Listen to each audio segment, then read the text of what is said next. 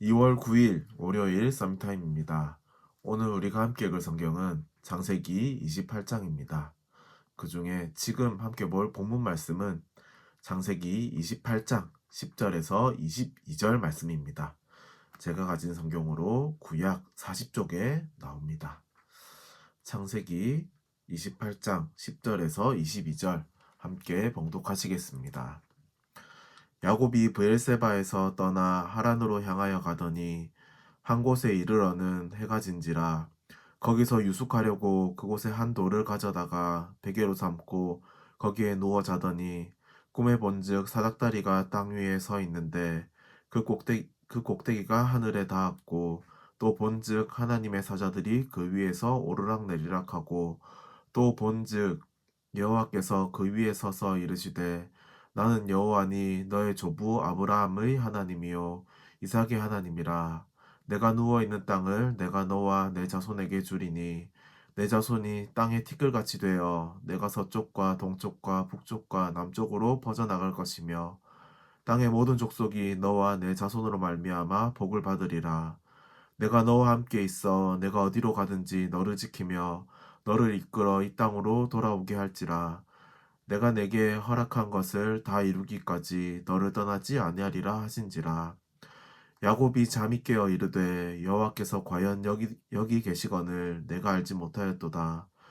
이에 두려워하여 이르되 두렵도다 이곳이여 이것은 다름 아닌 하나님의 집이요 이는 하늘의 문이로다 하고 야곱이 아침에 일찍이 일어나 베개로 삼았던 돌을 가져다가 기둥으로 세우고 그 위에 기름을 붓고 그곳의 이름을 베델이라 하였더라. 이 성의 옛 이름은 루스더라.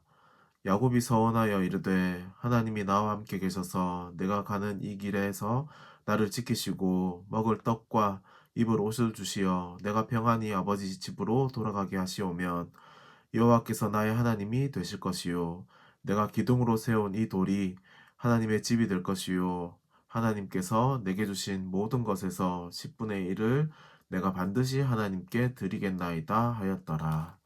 아멘. 창세기 28장은 생각하기에 따라 좀 다양하게 해석될 수 있는 부분입니다. 당시의 역사적 배경과 이삭이 야곱과 이삭과 야곱의 대화를 함께 살펴보면서 우리의 생각이 아닌 하나님의 언약에 대해서 한번 묵상해 보면 좋겠습니다. 먼저 야곱이 도망가는 상황을 한번 살펴보겠습니다. 1절에서 5절을 보면요.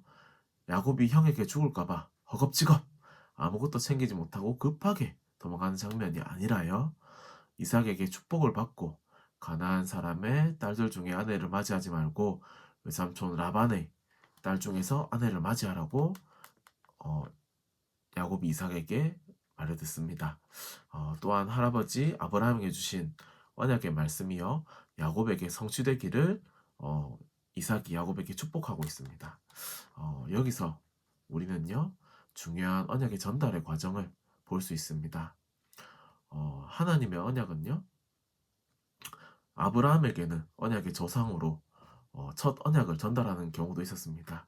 근데 이삭이나 야곱 요셉처럼요 조부 아버지로부터 언약을 전달받았습니다. 그죠? 하나님이요 각자 상황과 신앙생활을 통해서 언약을 전달하신 것입니다.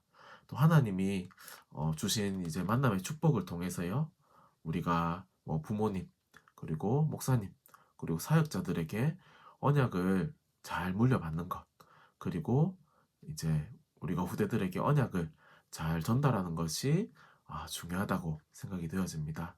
특별히 야곱은요 도망가야 되는 상황입니다.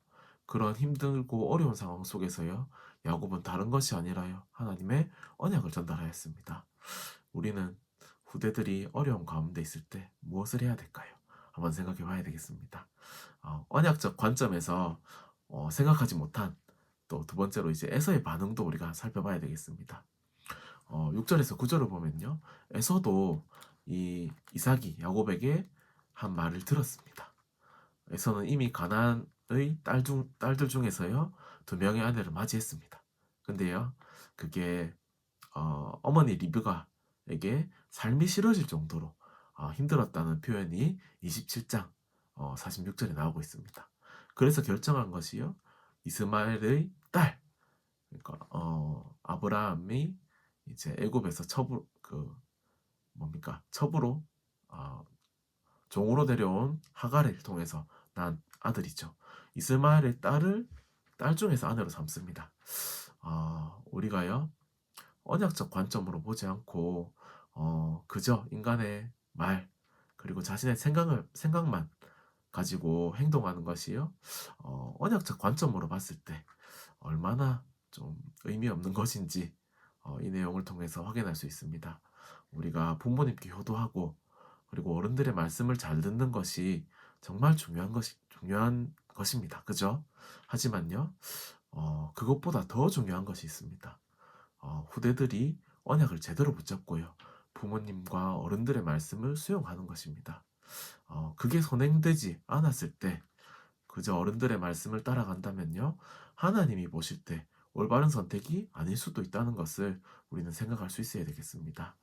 마지막으로요, 이제 세 번째로 베델에서 하나님이 주신 언약과 야곱의 고백을 보겠습니다.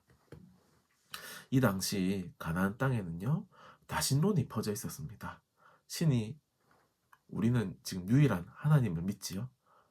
하지만요, 그때 당시에는요, 지역에서 섬기는 신도 있었고요, 특정 장소에 머무르는 신, 뭐 산당이나 뭐 서원 같은 것이 퍼져 있는 시대였습니다.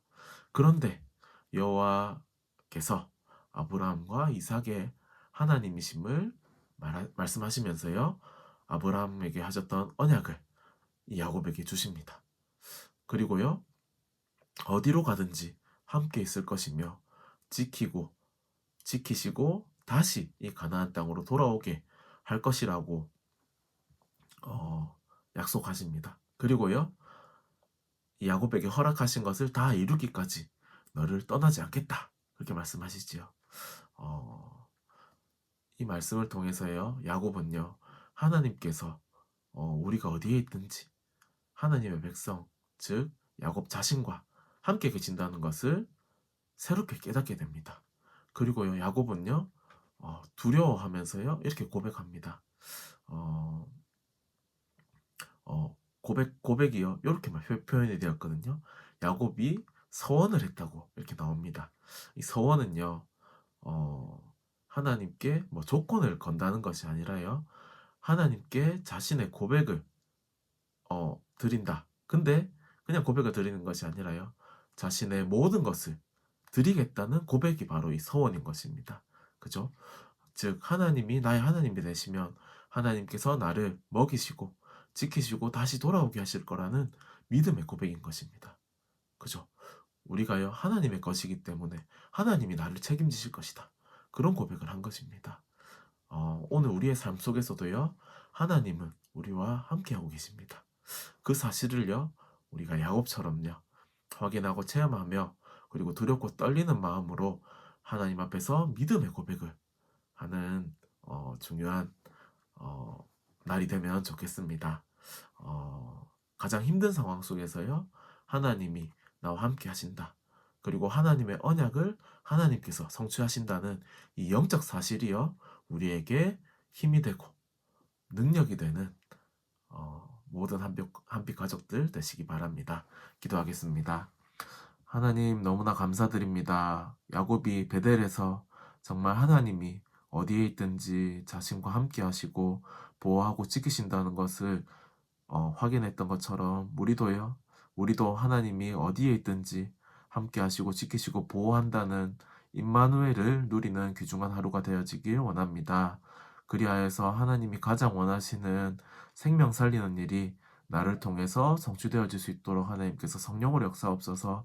그리스도와 세계복음화의 언약이 우리가 있는 현장과 우리의 만남을 통해서 하나님 전달되어지고 선포되어지는 귀중한 하루가 되게 하옵소서. 감사합니다. 살아계신 예수님의 이름으로 기도드립니다.